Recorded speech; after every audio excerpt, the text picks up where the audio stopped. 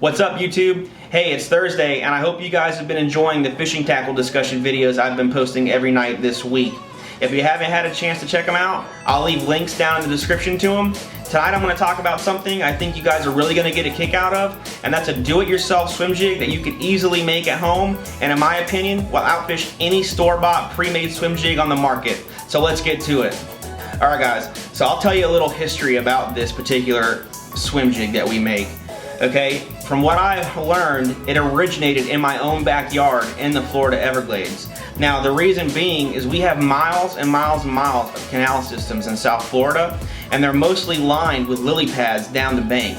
So guys would take this particular swim jig, put their trolling motor on high, and cover a ton of water as fast as possible. It would allow them to go down the bank, locate schools of big fish, and catch giants on tournament day.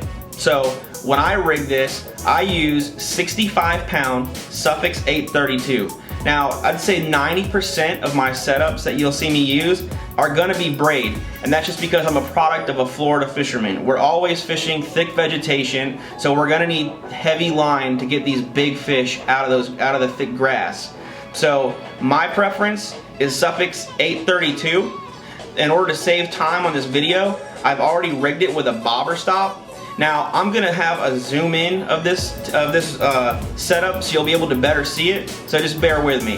I have a bobber stop already on here. This is a 1/4 ounce tungsten weight, okay? It's very important that you have a tungsten weight because it's gonna cut down the size of this swim jig drastically, okay? Now the next key is you wanna have a punch skirt. Now I don't have a preference of punch skirts. This particular punch skirt I have here ready to go is a Gambler KO punch skirt, okay?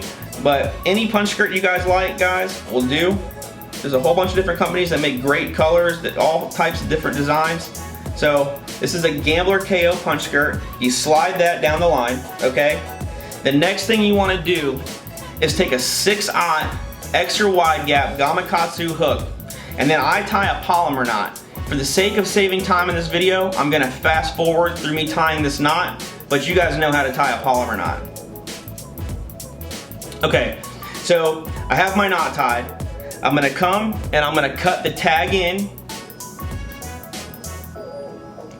of the line, and then you could put whatever swim jig, whatever swim bait that you want to put on the back of this. Knock yourself out. I in particular use Gambler Big Easies or Little Easies, or if I'm not using Gambler products, it's usually Reaction Innovation Skinny Dippers. But there's so many different soft plastic companies that make the same type of bait, type of swim bait, that you can just put whatever color you like, whatever brand you like, it'll work, okay? So here's my Gambler Big Easy. I'm going to rig that on the back of this hook, slide it up the hook, slide the bobber stop and the sinker down, and there you go, guys. This swim jig, this type of swim jig right here, has won a lot of money in South Florida and probably in lakes all over Florida and across the country. So that's my do-it-yourself swim jig, something you could easily make at home, something I really think you guys are gonna enjoy.